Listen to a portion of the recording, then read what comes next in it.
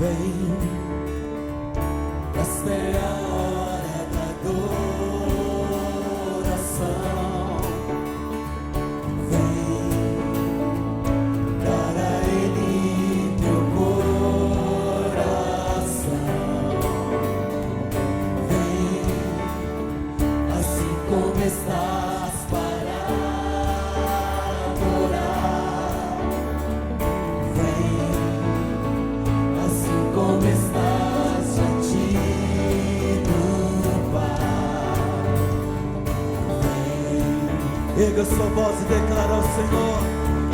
Toda língua confessará ao Senhor, todo joelho se dobrará, mas aquele que a ti escolher o tesouro maior terá. Vem, esta é a hora da adoração. Vem, para Ele teu coração. Vem, assim como estás para adorar. Vem, assim como estás diante do Pai. Vem, erga suas mãos para os céus e adora ao Senhor. Toda língua confessará ao Senhor, todo joelho se dobrará, mas aquele que a ti escolher o tesouro maior terá. Aleluia! Louvamos o teu nome, Senhor. Tu és merecedor de toda honra, de toda glória, de toda adoração, Deus. Tu és o nosso Pai, a quem nós amamos, a quem nós prestamos culto nessa noite. Se não for o Senhor nas nossas vidas, nós estaríamos perdidos, Senhor. Mas a Tua graça nos alcançou. Muito obrigado, porque podemos louvar o nome do Senhor. Aleluia, aleluia. Toda língua confessará ao Senhor, todo joelho se dobrará, mas aquele que a ti escolher o tesouro maior terá. Toda língua confessará ao Senhor, todo joelho se dobrará, mas aquele que a ti escolher o tesouro maior terá. Vem, esta é a hora da adoração. Vem, dar a Ele teu coração. Vem, assim como estás para adorar. Vem, assim como estás diante do Pai. Vem,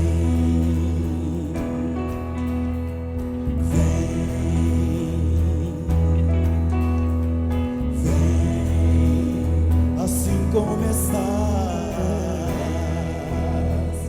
para adorar. Vem. Aleluia. Glória a Deus. Os slides dos missionários, para que a igreja possa lembrar dos missionários com os quais nós colaboramos em diversos lugares.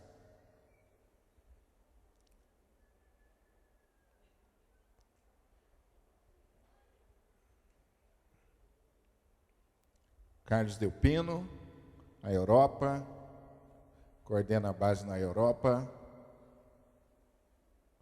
é da nossa junta de missões, da PMT, o reverendo Elias e a esposa, vocês já conhecem bem. Márcia Patrícia também, a família, na Índia.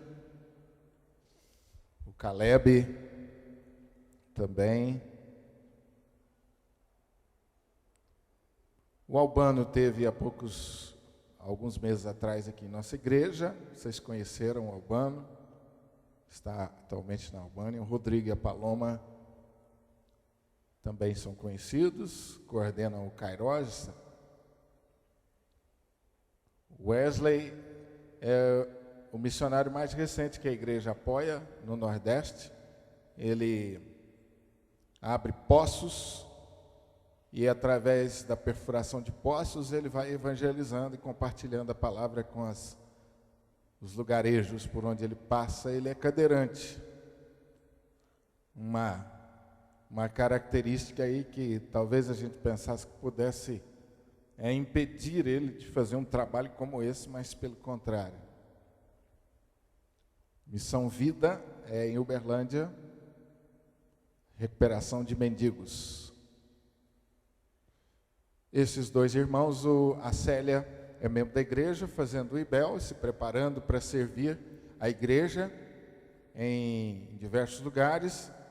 E embaixo o Júnior, que é filho do pastor Isaías, está se preparando na área de música também.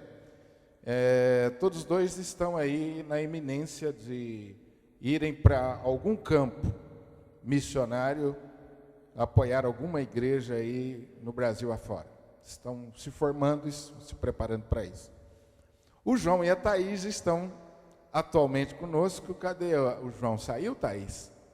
Vou pedir a Thaís de novo para ficar em pé, porque é sempre bom. Os irmãos, a Thaís está conosco e o João estão aí.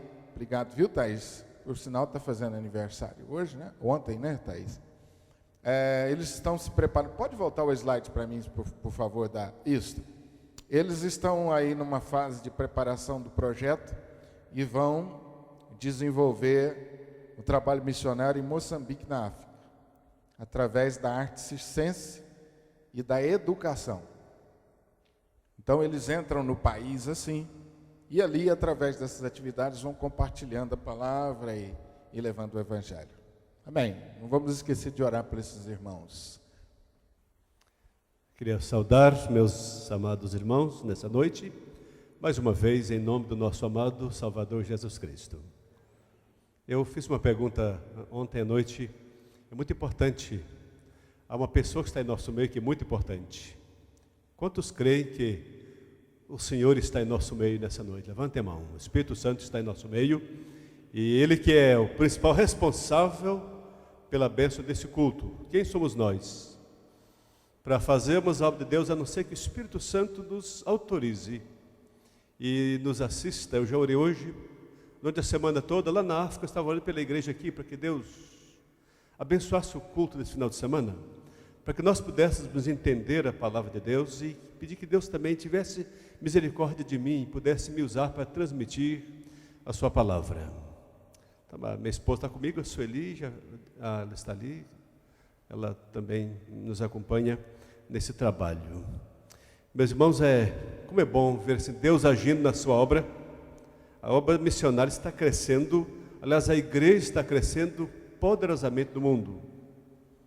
A nossa igreja presbiteriana, ela, até pouco tempo, ela não tinha um sonho missionário. Eu, quando estava no seminário em Campinas, a nossa igreja tinha um missionário no mundo.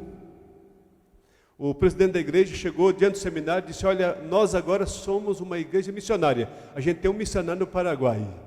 Os batistas tinham 130 só na América do Sul naquela época.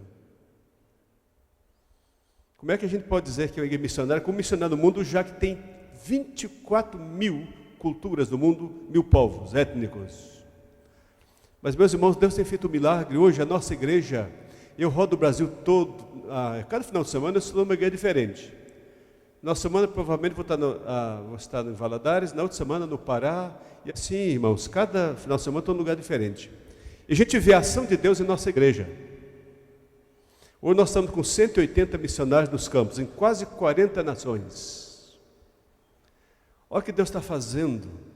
A gente esteve reunido outro dia com a liderança indígena, lá em Manaus, e para programar o avanço para novas etnias com o trabalho missionário. Deus está fazendo uma obra tremenda. E nós estamos hoje, irmãos, com cerca de 160 candidatos.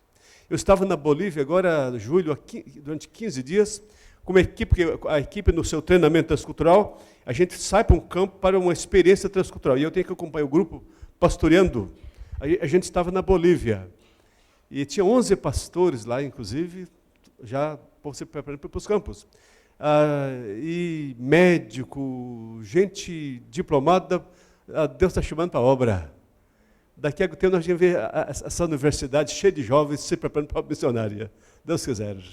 Como Deus tem abençoado. Hoje a IPB é a que mais envia missionário do Brasil para fora. Nós, na Junta Missões Nacionais, temos 180 campos. Deus tem abençoado a sua obra e nós não podemos deixar mãos de as igrejas locais. Nós não podemos deixar de investir poderosamente na obra missionária.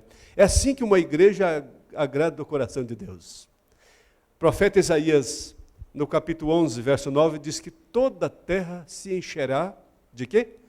Do conhecimento de Deus. Isso, irmãos, essa promessa, Deus não erra quando ele promete as coisas. Um dia, nós não ainda chegamos a este momento, mas um dia o mundo inteiro vai conhecer Deus, ainda que seja para a condenação das nações, o mundo vai conhecer Deus. A terra vai se encher do conhecimento de Deus. Abacuque, o profeta Abacuque, da mesma forma, só que acrescentando algo interessante, em capítulo 2:14, ele diz, toda a terra se encherá do conhecimento da glória de Deus. Glória é o conjunto dos atributos de Deus. O mundo conhecerá os atributos de Deus, como as águas cobrem o mar, diz o profeta Abacuque. E lá em Mateus 24:14, antes do fim, os irmãos, eu não vou pregar nessa passagem, mas é interessante. Veja que Jesus falou em Mateus 24:14.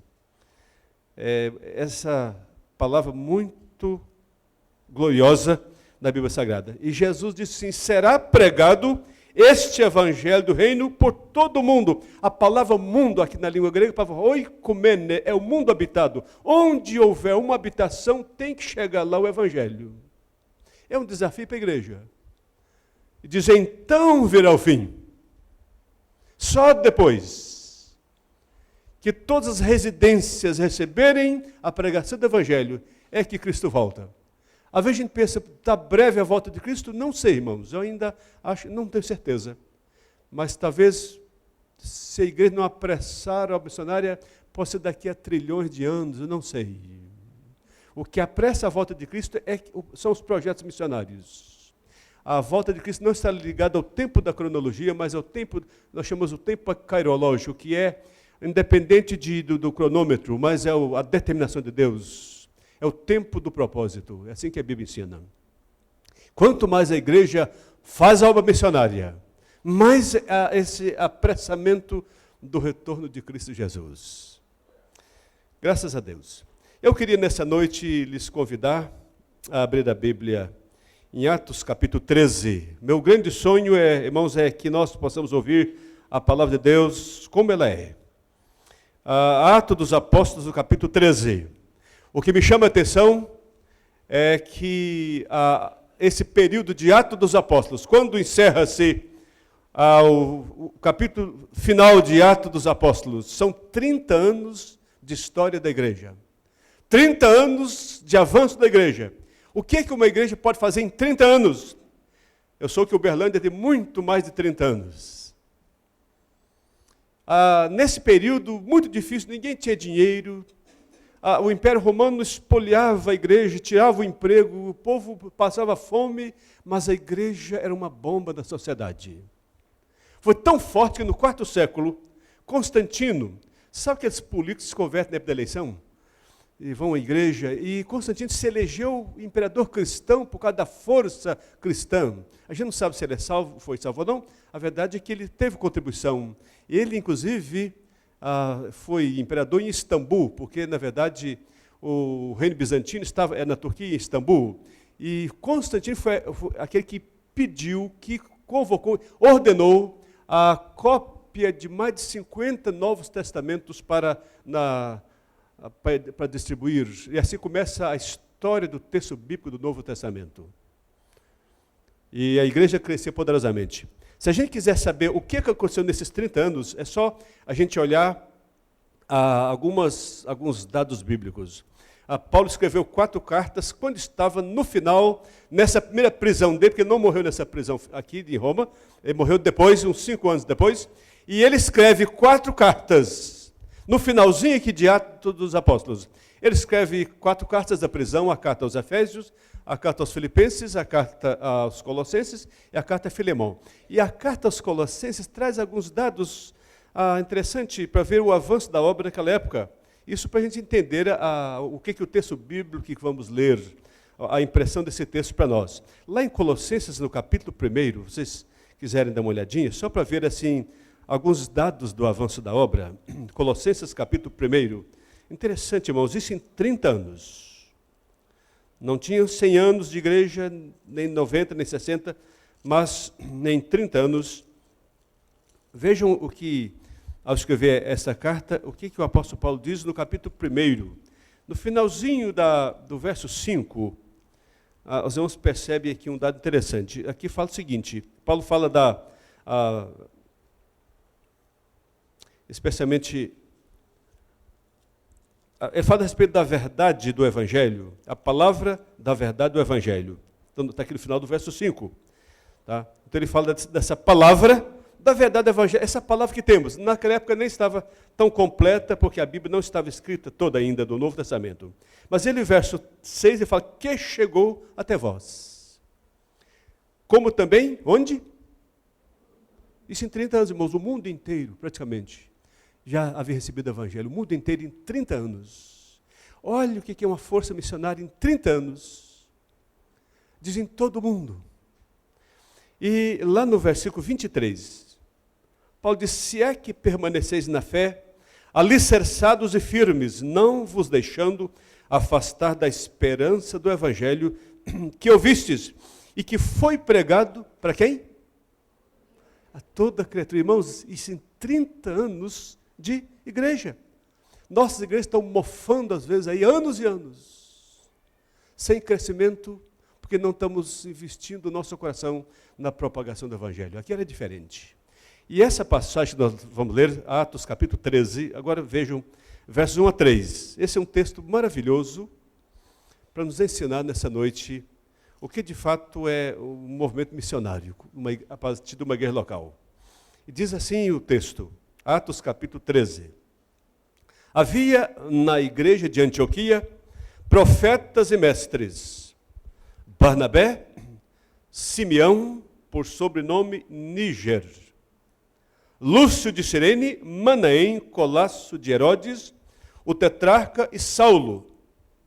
E servindo eles ao Senhor e jejuando, disse o Espírito Santo, separai-me agora, Barnabé e Saulo, para a obra que os tenho chamado.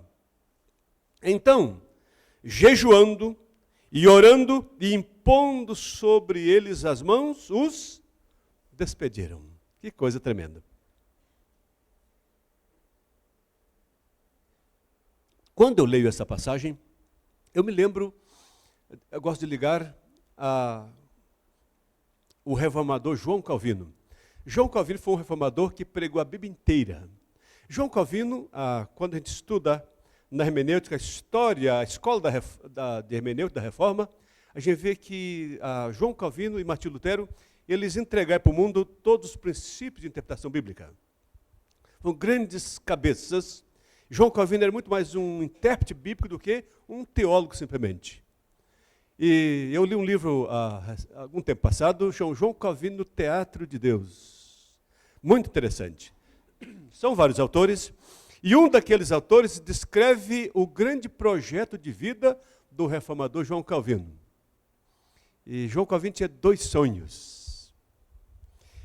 Os maiores sonhos de João Calvino, o reformador do século XVI, se baseava em 2 coisas. O grande sonho de João Calvino, antes de tudo, é de, enquanto ele vivesse, ele queria conhecer Deus profundamente. Ele iria fazer tudo, tanto no conhecimento das Escrituras, Enquanto na experiência de convivência com Deus, ele queria conhecer profundamente Deus. Ele queria conhecer para amá-lo mais e mais. E ele investiu todos os seus esforços na vida inteira para conhecer de fato, experimentar a presença deste Deus glorioso. Esse é um dos seus sonhos. Vocês podem imaginar se nós tivéssemos esse sonho, o que Deus faria em nosso coração? Mas o outro sonho de João Calvino ligado a este, ele colocou no seu coração esse propósito. Enquanto eu viver, eu quero fazer tudo para que Deus se torne conhecido. Eu farei tudo para que Deus se torne conhecido. Eu escrevi até eu escrevo uma parte na revista da PMT, escrevi uma rápida biografia de João Calvino. Eu já li várias biografias dele, mas interessante, irmãos, que João Calvino mandou centenas de missionários. Ele era missionário em Genebra, inclusive, e lá estava como missionário. E ele mandou centenas de missionários para o mundo. Que coisa tremenda. Quando eu leio esta passagem bíblica, me vem na mente que a igreja de Antioquia foi um dos maiores centros missionários do mundo, e se havia alguma coisa nessa igreja que marcava em toda a sua essência, podemos dizer que era exatamente o projeto de tornar Deus conhecido entre os povos. Esta igreja que avançou o mundo inteiro, a partir dessa igreja, já na Síria,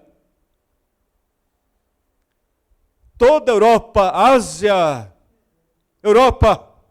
puderam ouvir o evangelho através desses obreiros, Paulo e Barnabé e os demais que vieram, por causa do que acontecia nessa igreja. Irmãos, não há força maior missionária do que uma igreja local. A igreja não é agência de missão, não é PMT, não é JMN, que é agência, que são agências para promover missões. As igrejas locais, as agências são apenas logísticas para encaminhar a obra. Mas a igreja local é a maior força missionária. E esta igreja aqui é uma marca poderosa, como igreja local, do que se pode fazer em termos da obra de Deus.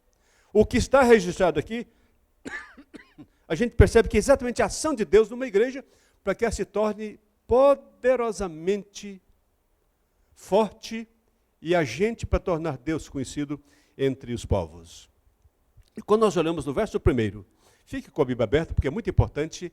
Eu gosto sempre que os irmãos fiquem de olho nas Escrituras. Nós nada mais queremos nessa noite e para sempre no meu ministério do que expor a Bíblia Sagrada, é ela que nos transforma. E, meus irmãos, a primeira coisa que havia nessa igreja em Antioquia, na Síria, é que essa igreja vivia exatamente tudo nela. Tinha uma coisa importante, tinha um alvo importante. Era uma igreja que estava voltada para Cristo, a pessoa de Cristo e a sua obra.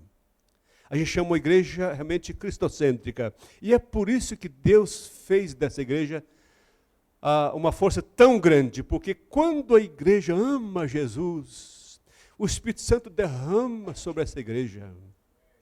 Essa igreja eu preguei, por exemplo, em Gabu, agora em junho, eu estava lá em Guiné-Bissau, e eu preguei lá em Gabu.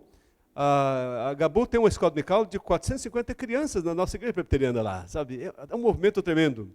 E, irmãos, só que ali é uma igreja multicultural, tinha 7 etnias ouvindo a palavra de Deus. A igreja tem 7 etnias. Eu conheci uma feiticeira, inclusive uma ex-feiticeira, alguém me apresentou, ela estava recém-convertida. Essa ex-feiticeira, gente, feitiçaria na África é uma coisa que vocês nem podem imaginar. E aquela mulher, certos caminhos de Deus, não são caminhos revelatórios, mas orientação de Deus. E aquela feiticeira, enquanto dormia, sonhou. No sonho dela, depois contou para o pastor, Jesus apareceu no sonho. E diz, vai procurar, você tem que procurar um pastor, logo que você se levantar, vai procurá-lo. Você precisa ir para uma igreja evangélica. Ela se levantou e foi lá e disse, pastor, nessa noite eu sonhei que eu tinha que procurar o Senhor. Eu vim cá para me converter. E ela abandonou tudo, e lá eles marcam até a hora da conversão. Tem que ter um momento especial, dizer, agora eu me converti. Sabe, aquela mulher é membro da igreja, estava com um pano amarrado na cabeça, sabe, e foi me apresentada. E Deus está fazendo uma obra tremenda, mas a verdade, meus irmãos, é que existe uma multiplicidade étnica ali. Nessa igreja, irmãos, é um retrato de fato do que de fato chama-se unidade na diversidade. Essa igreja foi tão forte, mas tão forte assim como igreja que ensinava, que eu sou professor de hermenêutica, a gente estuda várias escolas de interpretação, a escola judaica, a escola egípcia, a chamada patrística, mas uma das escolas que se estuda na hermenêutica para saber como é que esse povo interpretava a Bíblia é a escola antioquiana. Lá tinha uma escola hermenêutica. A igreja tornou-se a base de uma escola de interpretação bíblica. É tanto que Martim Lutero, quando operou na Reforma, Martim Lutero buscou exatamente na igreja, lá nos pais antioquinos, para promover a Reforma. Eram os mesmos princípios da Reforma. Agora, essa igreja estava cheia de profetas e mestres. Veja, irmãos, havia na igreja profetas e mestres. A gente não sabe quem era profeta e quem era mestre. A diferença é que o profeta, naquele tempo revelatório, até que a Bíblia se tornasse completa, então o profeta ele era inspirado, ele trazia a palavra de Deus de forma inspirada ao lado dos apóstolos. A gente não sabe quem é profeta e quem é mestre aqui. E os mestres eram professores, eram pessoas que ensinavam não de forma inspirada como os profetas. Na igreja tinha profetas e mestres, eram educadores, eram os mestres da igreja. E nesses, a gente percebe, irmãos, aqui uma variedade. Vejo Barnabé era um homem grego, um homem de uma cultura totalmente diferente, era um homem grego. Barnabé era o pastor principal da igreja, do que nós sabemos. Esse homem, sabe, era um grande homem de Deus, mas de mentalidade grega. A cultura grega é uma cultura bem diferenciada de outras culturas. Temos então Barnabé. Mas além de Barnabé, nós temos também Simeão, por seu nome Níger. Era talvez um africano, da região da Nigéria, era um africano lá em Antioquia. Outra cultura e também de cor diferente. Era um negro na igreja. Nós também temos aqui, além de Simeão Níger, temos Lúcio de Cirene. A região cirenaica é da Líbia. A palavra grega para Lúcio aqui é a palavra Lúquios, que pode ser Lúcio ou pode ser Lucas. Talvez seja o próprio Lucas que acompanhou o apóstolo Paulo, o escritor de Lucas e Atos. Talvez Lucas, se escreveu Lucas e Atos, fosse da Líbia. A gente tem alguns livros na Bíblia, inclusive Simão Cireneu, que carregou a cruz de Cristo, era da Líbia. A região cirenaica, faz parte da Líbia. Aqui temos um líbio, um africano hoje da África branca chamada. Era membro da igreja de Antioquia, totalmente de cultura diferente, gente diferente. Nós temos também aqui Manaém, esse Manaém que era Colácio de Herodes. Colácio é alguém que mama na mesma mãe. A alta classe, esse homem mamou na mesma mãe que Herodes mamou, quando criança, quando neném. Logo que nasceu. A gente de alta classe. Cultura diferente, cor diferente, posição social diferente. E de Saulo também, um homem de uma cultura tremenda. O homem mais culto na história da igreja cristã, segundo os estudiosos, alguém que foi o homem mais culto da história da igreja, chama Jones Eduardo, segundo os estudiosos.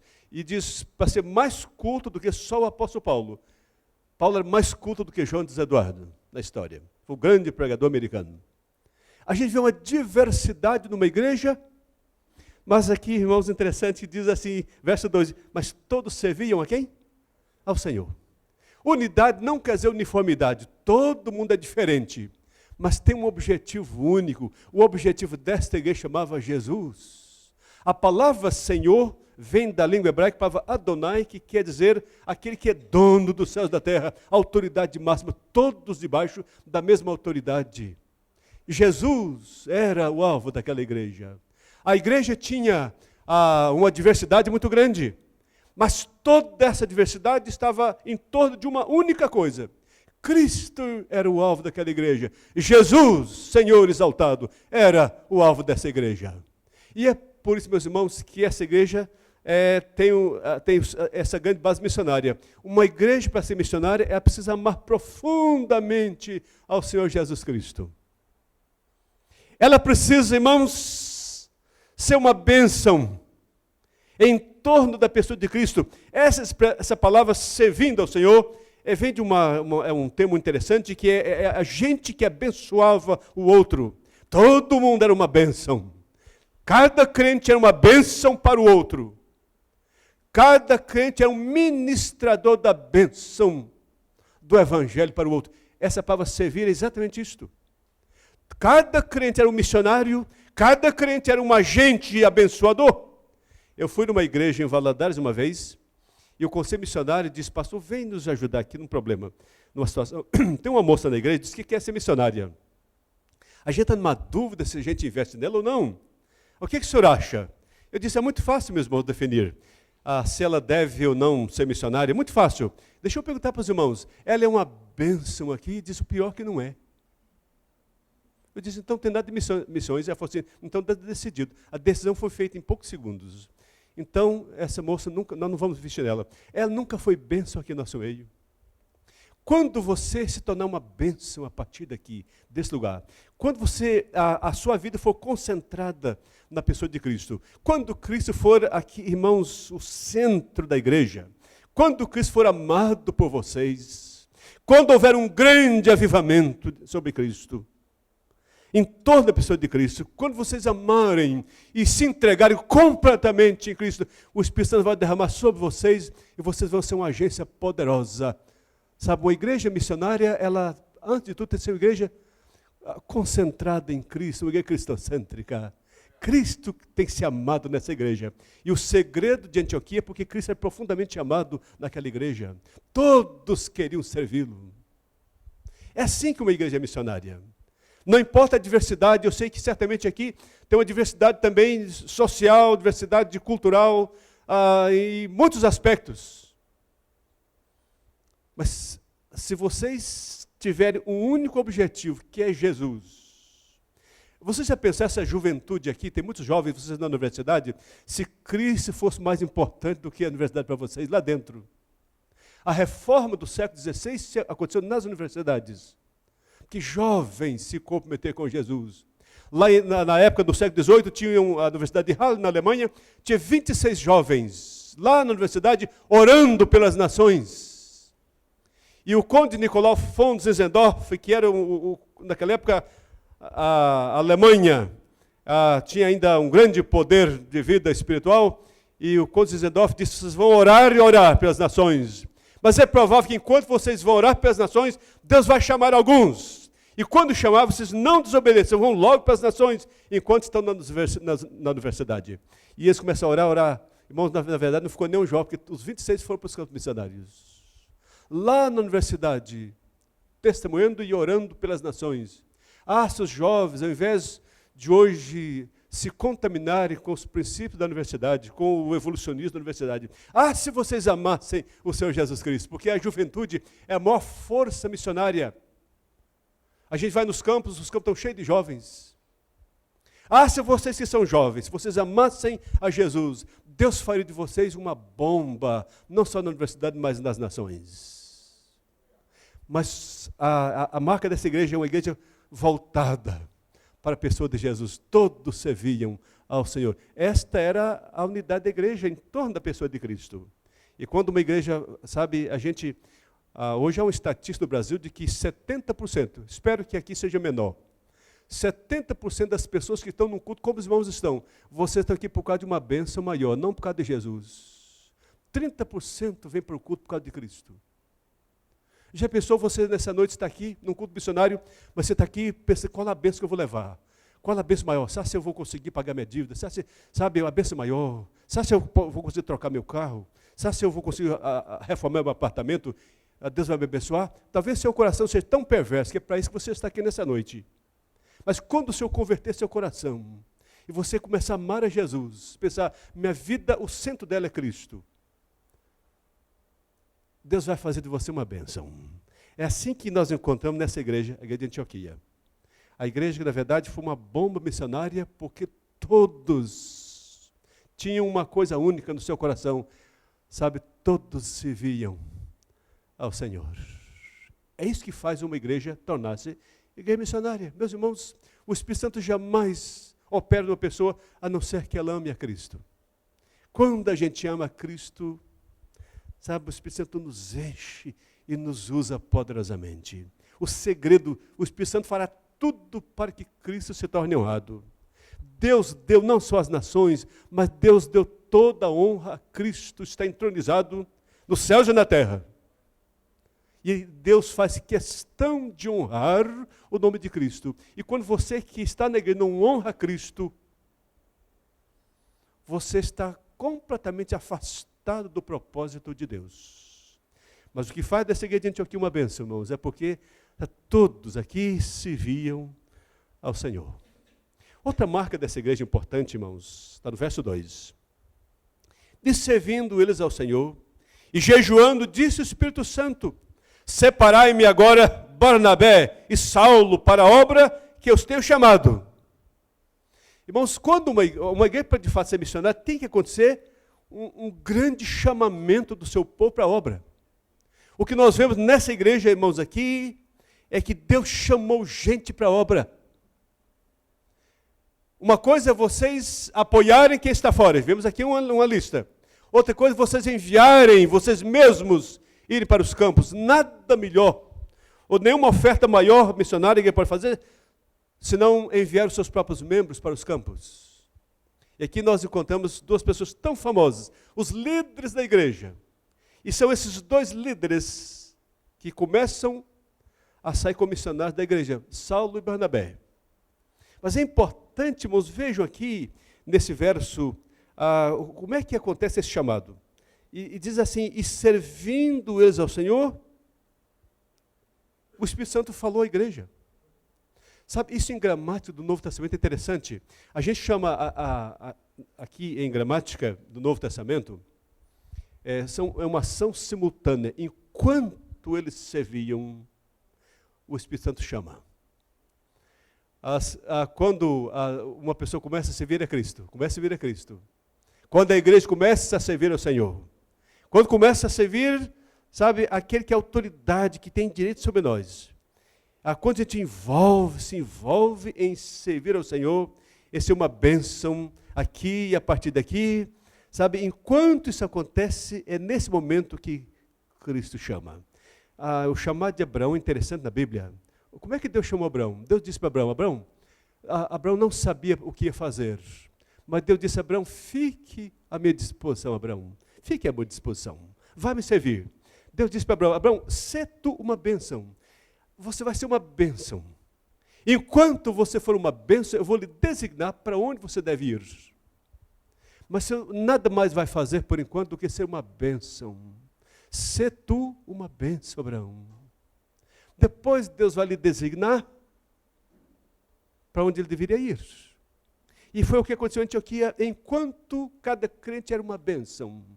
Enquanto todos serviam ao Senhor, agora o Espírito Santo fala à igreja. Como é que ele falou à igreja? Certamente por meio de algum profeta desses, que era canal revelatório de Deus. Então, disse o Espírito Santo. O Espírito Santo fala à igreja. E o que ele falou à igreja? Ele disse, separai-me agora. Separai-me. Agora, quer dizer, urgentemente. Separai-me urgentemente, Saulo e Barnabé, para a obra a que os tenho chamado.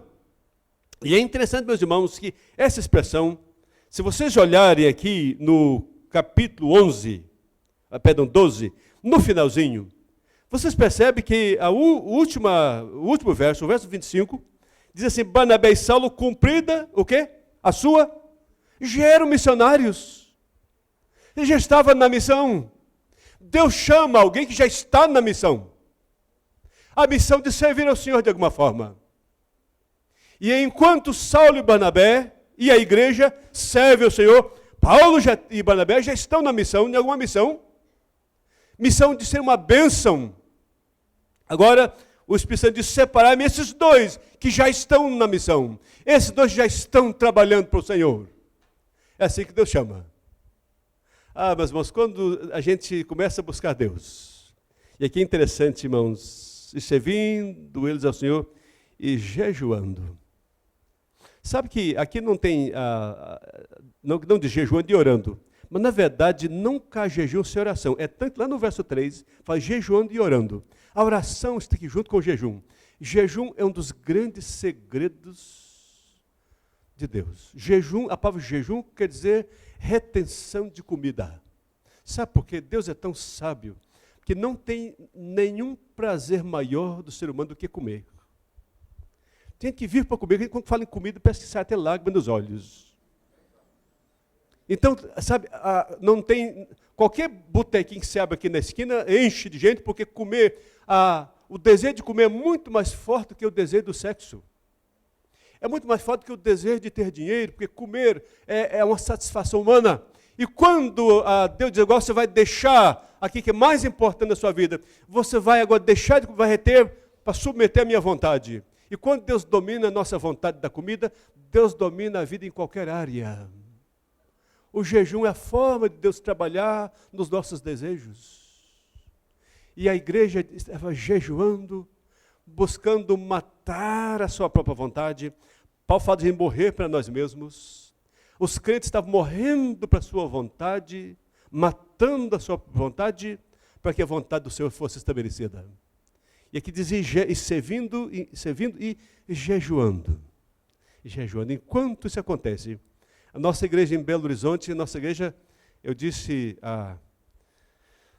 hoje de manhã que quando nós chegamos lá, a igreja muito cheia de problemas, e porque eu nunca posso entender como é que uma igreja não se envolve em missões, porque missões é a vida da igreja. E quando eu convoquei o conselho para se reunir, eu tive a primeira resposta de um presbítero, logo depois do culto, eu convoquei para o sábado seguinte, dizer, nossa reunião só vai tratar de envio de missionário. Aquele presbítero levantou e veio para mim e disse, olha, eu vou lá sábado só para votar contra qualquer coisa que o senhor propuser sobre missões. Eu vou lá só para votar contra. E naquela semana, eu bati o joelho e orei por ele, para que ele não fosse à reunião. E o problema de oração é que Deus responde. Deus não deixou aquele homem ir para a reunião, e foi muito difícil, eu sozinho contra todos, contra mim. Todo mundo me chamava de romântico. O senhor é muito romântico, porque não tem dinheiro na igreja, mas o senhor é muito romântico, isso é bonito demais, mas não tem como fazer isto. Eu disse, meus irmãos, mas Deus está mandando fazer, nós temos que fazer. E eu convenci a igreja. Nossa igreja passou a ter 11 frentes missionárias, com o seu orçamento de 35% para missionário e depois. Mas, meus irmãos, isso foi uma grande bênção. E nós fizemos uma decisão, não vamos ficar esmolando missão, nós vamos conseguir ofertas, dízimos para a missionária. Vamos, todo mês a igreja vai reunir para jejuar. Pela obra missionária. Porque, irmão, fazer missões não é só a gente depositar dinheiro na conta do missionário. Nós vamos jejuar pela obra. A gente tinha dois eventos. É um almoço naquele mês e também naquele mês um jejum. Os irmãos podem imaginar a concorrência para as duas coisas, não é? O almoço, tinha um irmão lá, por exemplo, já falecido, e ele dizia, pastor, eu estou entrevado, andava com a cadeirinha, dizia, eu não posso ir na reunião de oração mais, não posso ir nos cultos, porque eu estou entrevado, eu estou andando de cadeira, minha coluna está toda empenada, mas no dia do almoço, o primeiro que chegava. Eu nunca participou do jejum, mas do almoço eu não falhava, eu chegava logo antes de todos. Esse é o coração humano assim, irmãos. Mas nós começamos, irmãos, o que Deus fez, sabe, quando ele começa a jejuar pela obra de Deus, Deus faz coisas tremendas. Um dia marcamos, eu não conto isso para todo mundo, e com muita cautela eu conto isso. A nossa igreja está ao lado do Estádio de Independência, é um tormento. Agora reformar o estádio, dia de culto, é um tormento, você estacionar lá na frente da igreja, porque é carro de gente, dos torcedores, e tem muitos jogos naquele estádio. E marcamos uma conferência com a presença do reverendo Ronaldo Lidório. E a igreja toda envolvida. Naquela semana não havia marcaram um show de axé baiano no estádio ao lado da igreja. Eu falei, gente, isso é do diabo. Nós não vamos tolerar isso. E eu pedi, irmãos, vamos orar. E dizemos, irmãos, vamos orar de forma bem específica, porque Deus vai responder. Vamos orar para não funcionar nenhum aparelho no estádio, para Deus queimar a aparelhagem do estádio, por causa da sua obra. Irmãos, e a conferência aconteceu, eu não escutei som nenhum. A gente precisa orar e crer que Deus vai fazer. Depois eu soube, disse, sabe por quê? Alguém, na segunda, disse que queimou a aparelhagem do estádio. Só depois da meia-noite que conseguiram funcionar para o show. Mas a igreja jejuando, irmãos, quando a igreja faz isto? Deus opera de forma tão gloriosa. Enquanto a igreja está servindo e jejuando, Deus chama. Agora, interessante, Se é para mim agora, irmãos, a obra de Deus é urgente, é urgente. Deus tem urgência para chamar pessoas. Deus quer urgentemente chamar vocês para a obra. Tanto jovem, tanta gente aposentada também que pode pensar em ir para a obra missionária, já com sustento próprio. Deus pode levantar centenas de pessoas aqui para a obra missionária. Agora, meu irmão, tem que ter o coração disposto para isso. E interessante que Deus disse assim, o Espírito Santo disse, separai-me agora, Saulo e Barnabé, para a obra que eu os tenho chamado. Interessante, irmãos, que o chamado de Saulo e Barnabé já é bem antes. Essa expressão na gramática, no Novo Testamento, é uma ação passada cujo efeito permanece. Quer dizer, esses que são chamados agora já têm sido chamados desde o passado. Deus tem um chamamento para muitos aqui. O chamado é igual para todos, mas a designação é específica. Certamente Deus tem designado pessoas que precisam ouvir a voz de Deus para os campos. É assim que uma igreja é missionária. Quando na verdade Deus levanta, Deus chama pessoas do meio dela, como aconteceu aqui com Saulo e Barnabé e outros irmãos que saíram daqui posteriormente. Lucas saiu daqui também. Nós temos outros irmãos que foram para lá, como Silas, também foram para lá e foram para o campo missionário. E essa igreja é uma bênção, porque Deus chamou muitas pessoas ali. Irmãos, uma igreja missionária, ela é uma igreja, de fato, que ela está toda voltada para Cristo Jesus. Irmãos, nós precisamos de um grande avivamento. Avivamento na igreja acontece quando a gente volta para Cristo. Não é tendo mais, eu nunca cantei uma música popular nem sertaneja, eu amo cantar. Vocês cantam bem demais, eu amo isto. Mas uma igreja não se define pelas vozes que ela tem para cantar. Porque às vezes eu não conheço os irmãos, vocês estão na frente, vocês nunca amaram o Senhor Jesus, estão cantando, qualquer artista pode fazer isso. Não estou dizendo que vocês não façam isso. Mas talvez um artista pode fazer uma obra tremenda para impressionar o povo, mas no fundo você nunca conseguiu amar a Jesus. Uma igreja, irmãos, de fato, quando o avivamento começa com a gente, todos nós voltamos para Jesus, a sua obra. Isso aqui é avivamento. Mas a marca de uma igreja onde o Espírito Santo faz uma obra tremenda nessa obra missionária é quando o Espírito Santo começa a chamar pessoas. Eu não sei, meus irmãos, quanto Deus já chamou daqui. A gente pode lembrar de alguns nomes, mas vamos nos lembrar que vocês são aqui centenas de pessoas. Certamente há muito mais pessoas que podiam estar nos campos missionários. Talvez há uma resistência do seu coração contra a ação do Espírito Santo. Você não permite que o Espírito Santo haja poderosamente na sua vida.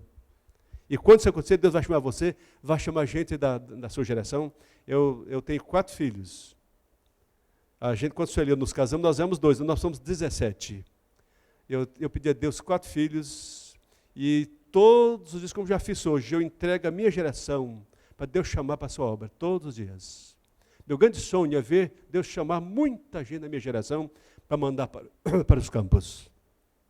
Eu quero que minha geração sirva ao Senhor. Mas, irmãos, uma última coisa nessa passagem, no verso 3. Diz assim, então, jejuando e orando e impondo sobre eles as mãos, os despediram.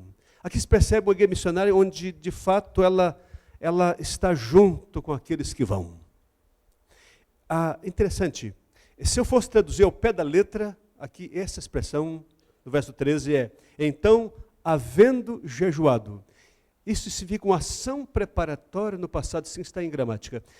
E havendo jejuado, e havendo orado, e havendo imposto as mãos, aí diz o texto, então foram despedidos os missionários. Atrás daquela ida dos missionários, estava uma igreja em jejum. Eu vejo essa lista, quantos jejuns já fizeram para esses missionários dos campos? Você é capaz de trocar um prato de comida por esses missionários que estão no campo? A igreja de Antioquia, uma das suas práticas diárias, comuns, era quando todos jejuavam. Todos atrás dos missionários que estavam indo, estava uma igreja em jejum para Deus fazer deles uma força poderosa e Deus consagrar a igreja por trás deles. Mas além de jejum também há muita oração. Meus irmãos, quando é que nós vamos aprender a orar? Essas orações comerciais de 2 minutos, isso não resolve nada para Deus. Deus abomina essas coisas. Agora, quando você passa tempos e tempos diante de Deus, clamando pela expansão da obra, clamando para que Cristo se torne amado e conhecido entre os povos. Esta sim é a oração aqui dessa igreja. Esta é a oração, de fato, de verdade, de uma igreja. Eu estive na Índia e eu li 4 vezes a biografia de John Nelson Hyde, que foi um missionário americano presbiteriano que foi para a Índia. Lá, quando 1903 a igreja estava dividindo, lá na Índia está havendo um grande turbilhão de avivamento no estado de Punjab. Por causa de um homem que foi para lá. John Nelson Hyde, quando ele saiu no navio, alguém lhe pôs um bilhete no bolso. Quando ele leu aquele bilhete lá dentro do navio, alguém disse assim: quem sabe você precisa de ser cheio do Espírito Santo para ir para a Índia. Ele ficou com tanto ódio. Eu saí do seminário recém-ordenado, com tanta bagagem, essa mulher dizer para mim isso, jogou lá no chão aquele bilhete. Mas ele não conseguiu tirar os olhos daquele bilhete amassado. E ele, sabe, o Senhor falou o coração dele, e ele começou a pensar, quem sabe é disso que eu preciso. Irmãos, a Índia tem 33 milhões de deuses. Eu estive em vários lugares na Índia, eu estive lá em Rishikesh, onde é a capital sacerdotal. Lá tem um templo, para vocês terem uma ideia, lá tem um templo só para adorar o órgão genital de Shiva, ao lado do rio Ganges, Rishikesh. Olha que coisa. Eu estava no meia-noite no hotel em Dehradun, quando eu apertei o computador para desligar, antes de desligar, apareceu a cara do diabo na tela do meu computador. E havia enforcado um padre lá em Dehradun naqueles dias. É muito pesado. John Nelson Hyde foi para aquele lugar. E ele pegou de volta o bilhete, começou a ler e começou a orar no navio.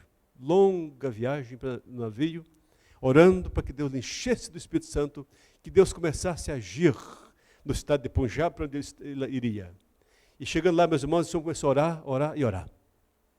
Começou a orar, pedir que Deus levantasse obreiros na Índia. Para Deus, de fato, mudar aquele estado indiano, mas ele precisava de uma grande ação do Espírito de Deus. Começou a orar e orar. Esse homem não tinha, às vezes, ele se esquecia de comer. Passava tempos e tempos sem comer, porque não se lembrava de comer. Ele estava tão envolvido com a oração, com o trabalho da Índia, e ele não se lembrava que tinha fome. Às vezes alguém tinha que dizer, como, você não comeu hoje, não comeu ontem. Esse homem batia o joelho no chão, ficava até 36 horas sem se levantar, clamando a Deus, para Deus fazer a obra naquele lugar. Certamente por trás dele tinha muita gente orando também. Esse homem foi conhecido como o raio de oração. Tinha gente que fretava, logo começou a haver um movimento, isso na Índia, com um país de 33 milhões de deuses. Começou gente a fretar ônibus a 300 quilômetros uma segunda-feira para participar da reunião de oração lá em Sialkot, em Punjab. Irmãos, esse homem ficou 20 anos na Índia.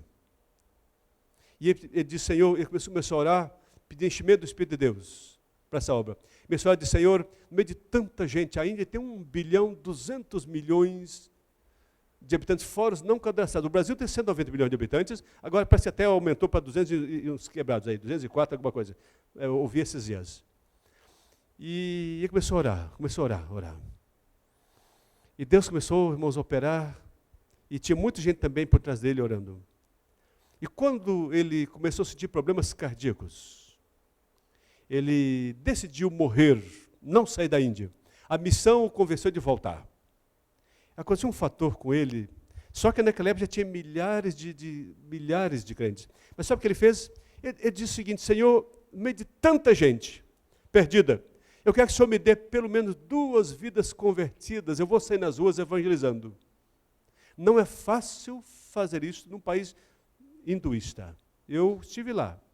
Todo indiano tem uma marca na testa, que é a marca religiosa. A religião domina tudo na Índia. Até é difícil comprar uma coisa que tudo é religioso.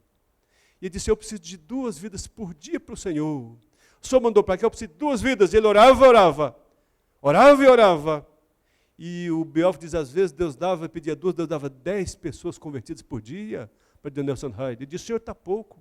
É gente demais, dá-me pelo menos 4 pessoas por dia, Senhor. Salvas. E esse aí nas ruas, falando de Cristo para as pessoas. Diz, no mínimo Deus dava 4, às vezes dava até multidão para ele, num dia só, todos os dias. O último pedido dele foi de 6 pessoas por dia. o Senhor quer 6 pessoas convertidas. E ele clamava para que Deus fizesse isso. No mínimo, Deus dava 6 pessoas por dia. Aí começou a sentir problema respiratório muito forte. Ele teve que retornar, e quando retornou, passou para a Inglaterra, pregou, causou um grande avivamento naquele final de semana, que esses dias esteve lá. Os médicos descobriram que o nosso coração bate aqui do lado do esquerdo. O dedo estava batendo de cá. Muito estranho. E os médicos examinaram, assim diz o biógrafo, e os médicos concordaram entre eles, olha, o que aconteceu foi um chamado deslocamento de coração. Diz, é muito difícil acontecer isto. Mas de tanto orar pela Índia, as vibrações emocionais causaram um deslocamento de coração. E ele morreu com 41 anos. Tão jovem. Com deslocamento de coração, morreu com problemas cardíacos. Mas milhares de obreiros na Índia, milhares de cristãos. Por que naquela época Deus abençoou tanta obra? Não só, eu creio que Paulo e Barnabé oravam, mas havia um grande movimento de oração por trás desses missionários. E então, havendo orado, juntamente com tanto jejum, oração e jejum, e aqui também diz, e havendo imposto as mãos. Impor as mãos não é a ordenação desse povo, mas a ideia de a igreja estava encomendando esses irmãos para os campos. Por trás daqueles irmãos, havia uma igreja com mãos postas. Isso simbólico da encomendação desses irmãos. Vocês vão, mas nós vamos com vocês. Nós estamos juntos, nossas mãos estão por trás de vocês. Isso que é fazer missão, meus irmãos. É tão fácil depositar alguns reais. Às vezes nós estamos numa época de tanta crise, esse dólar tão alto. A gente foi em lugar que a geladeira do missionário estava vazia, só tinha uma cartel de ovo e uns pães. A gente tem que levar algum dólar para urgência, alguma urgência, a gente leva. Às vezes a gente deixa tudo com o pessoal, porque às vezes a pessoa não tem nada. Esse dólar alto é terrível, os irmãos nem podem imaginar. Os irmãos pensam em crise, pensem nos missionários que estão, só recebem dólar ou euro lá nos campos e tem que converter isso por dinheiro local. Isso, irmãos, chega hoje quase 25% apenas do que eles recebiam no passado, quando o dólar estava 1 por 1. É terrível. Mas, meus irmãos, é importante, como a igreja de Antioquia, que a gente esteja por trás dessa gente, encomendando, estando com eles. Agora, interessante, meus irmãos, aqui no final do verso 13, e os despediram. Essa palavra despedir significa soltar as cordas, cortar a corda. Isso, há muitos países, até hoje na Austrália se faz isso. É quando vão despedir alguém, quando alguém vai viajar, alguém querido, então ali se reúne no porto, e naquela época especialmente, amarrava uma corda, do navio, e algum local, além da âncora, as correntes que prendiam o navio, mas é algo simbólico, e quando ali todo mundo na praia, todo mundo ali junto ao cais. Então, quando a igreja ali se despedia, quando cortava a corda, diz, podem ir. E ali quem despedia, aquele visitante estava na praia, aquele povo ali, enquanto o navio ia sendo levado pelas águas. A igreja, o que percebe desse texto, que esses missionários saíram no navio, ali toda a igreja estava ali cortando a corda, vocês vão, mas nós estamos aqui juntos com vocês nessa mesma obra. É assim que se faz missões. Às vezes você pensa que é missionário. Você está de carona com a multidão. Eu pergunto para você, você é um presbiteriano, você conhece os missionários da igreja presbiteriana? Da nossa ajuda, você sabe o nome dessa gente? Você já orou por eles, já fez uma cartinha? Você já disse para eles, nós estamos aqui sustentando vocês? Vocês disseram isso? Você nunca foi missionário, você está de carona com alguns que estão fazendo missões na igreja. Irmãos, quando todos oram, quando todos jejuam, quando todos impõem as mãos e juntos cortam a corda, e agora os servos, os príncipes de Deus vão para os campos. Esse povo vai encorajado, vai animado, vai alegre, porque sabe que tem uma igreja em Uberlândia que o sustenta no coração e na alma. Foi assim em Antioquia, essa igreja em relação a Paulo e Barnabé e outros missionários. E é assim que uma igreja de fato é missionária. E eu queria concluir nessa noite, convocando os irmãos para, de fato, se transformar numa igreja bem missionária. Vocês têm vários candidatos aí nos campos, graças a Deus por isso. Mas orem muito mais, meus irmãos, orem. Esteja por trás, se tornando, aceitando que Deus também lhes chame. Você que é pai, ore para que seu filho, aquele filho seu que está afastado, disse, eu quero que esse filho esteja na obra missionária também. Restaura meu filho, restaura fulano. Eu quero enviar, eu quero dedicar para o Senhor essa minha geração. Você que são jovens, pense na universidade como uma bênção para vocês irem para os campos. Hoje, muitos países só se entra com um título universitário. E vocês vão ser aceitos dessa forma, porque dizer eu sou missionário é muito difícil para a maioria dos países hoje. Ainda mais nessa islamização do mundo hoje, é muito difícil. Mas na sua profissão, no seu título universitário, você tem facilidade de entrar. Deus quer levantar uma igreja forte aqui. Mas se vocês precisam amar a Cristo antes de tudo na sua vida, Cristo tem que ser a sua agenda diária, você servindo. Enquanto você está sendo uma bênção, talvez Deus vai chamar você, vai chamar outro, Deus vai chamar uma multidão, porque Deus chama enquanto a gente serve. É assim que Deus faz numa igreja. E quando Deus chamar alguém, a igreja deve estar por trás. Indo. Igreja não dá dinheiro para missionário. Igreja faz parceria. Igreja não doa dinheiro. Igreja é parceira da mesma obra. Enquanto alguém vai, vocês estão indo juntos. Há uma multidão, hoje aqui, se Deus estiver falando no seu coração, porque tem muitas igrejas orando hoje por mim aqui. Orando pela igreja, está uns 20 boletins de igreja, o povo está orando pelo trabalho aqui hoje à noite. E, irmãos, quando eu saio para os campos, eu às vezes jogo em Facebook, às vezes tem mais de 300 pessoas orando por mim, estamos com o Senhor em oração. É por isso que Deus abençoa essa obra, porque tem gente envolvida. Eu queria lhe convidar para que você seja de coração e alma um grande obreiro de Deus. Ou para ir, ou para servir de base para aqueles que vão. Amém? É assim que nós entendemos ser uma igreja bem missionária, conforme Atos 13, 1 a 3. Que Deus os abençoe. Eu disse para os irmãos, o chamado nosso começa quando a gente fica à disposição de Deus. Você não sabe onde Deus lhe quer usar, mas uma coisa você sabe, que se você estiver à disposição de Deus, Deus vai fazer tudo o que quiser na sua vida. O primeiro chamado nosso é ficar à disposição de Deus, como foi Abraão. Abraão, você é uma bênção, Abraão. Eu não sei, você não sabe o que você vai fazer, mas fique à minha disposição. Eu queria saber nessa noite, se Deus tem falado ao seu coração, eu queria lhe convidar, quem sabe, dizer para Deus, simplesmente, Senhor, eu estou à tua disposição. Eu não sei onde o Senhor quer me usar, mas eu quero dizer para o Senhor que eu quero ficar à disposição do Senhor. Mas fale isso no coração e na alma. Deus não, ninguém é hipócrita, a gente é hipócrita diante das pessoas, nunca diante de Deus. Deus conhece as nossas intenções, diz a Bíblia. Mas um coração sincero, Deus o honra, Deus ama, Deus sabe do nosso coração. Eu queria que você baixasse a cabeça e começasse a orar, dissesse para Deus, Senhor, eu não sei onde o Senhor quer me usar, mas eu quero dizer para o Senhor que eu estou à disposição do Senhor.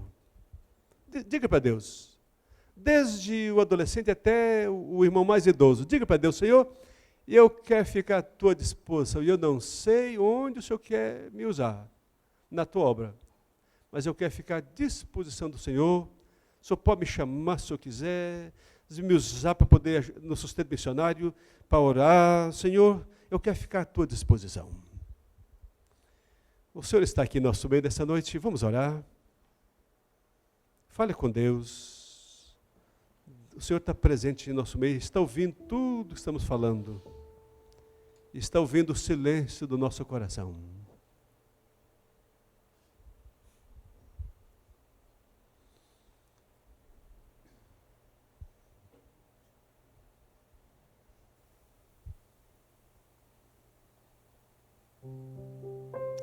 Jesus disse, a seara é grande, os trabalhadores são muito poucos. Ele disse, orai, rogai, para que o Senhor mande trabalhadores para a sua seara. Esse é o nosso desejo na presença de Deus nessa noite. Enquanto você estiver orando, se você tiver coragem, você que disse para Deus, Senhor, eu quero ficar à tua disposição, você tem coragem de ficar de pé? Eu queria orar por você nessa hora. Alguém tem coragem de ficar de pé? Diz: Senhor, eu quero ficar de pé com um sinal de que estou à disposição do Senhor. Eu queria orar, pedir que o Espírito Santo possa atuar na sua vida. Mas alguém que está disposto, você não sabe o que vai fazer.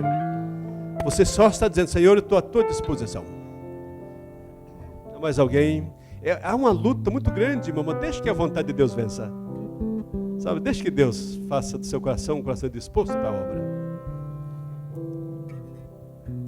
Pai, muito obrigado, Senhor, por tua palavra. Obrigado pela ação do Espírito Santo junto a esta palavra que a aplica em nossos corações. Pai, muito obrigado pela vida da nossa amada segunda igreja aqui em Uberlândia. Pai, há um grande potencial no meio do teu povo, mas, Pai, precisamos de um grande avivamento. Oh Deus, derrama teu Santo Espírito sobre esse povo. Derrama, Senhor, o Espírito poderoso para fazer de cada um aqui um missionário também poderoso nas tuas mãos. Oh Deus, dá a cada coração uma disposição para servir ao Senhor. E, ó Deus, chama pessoas, uma multidão aqui para os campos. E dá à tua igreja uma visão de parceria com aqueles que vão, para que por trás daqueles que hão de ir, haja uma forte igreja, para orar, para jejuar e para impor as mãos, encomendando os teus servos para os campos. Oh Pai, derrama sobre nós teu Santo Espírito, perdoando tudo aquilo em nossa vida que impede a ação do Senhor em nosso coração. Aceita, Pai, nosso clamor nessa noite. Abençoa esses irmãos que estão à disposição do Senhor. Levanta um batalhão de obreiros para essa cidade, para nosso país e para muitas nações. Nós oramos em nome de Jesus. Amém.